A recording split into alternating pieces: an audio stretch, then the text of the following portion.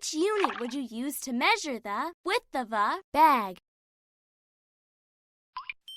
That's right. Which unit would you use to measure the length of a fence? Congratulations! You've done it! Which is a better estimate for the height of a tree? Correct. Which is a better estimate for the width of a computer monitor? Congratulations! You've done it! Which unit would you use to measure the height of a coffee mug? Congratulations! You've done it!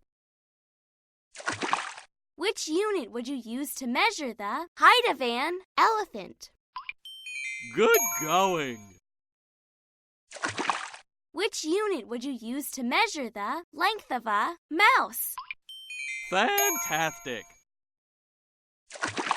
Which unit would you use to measure the length of a phone? On a roll!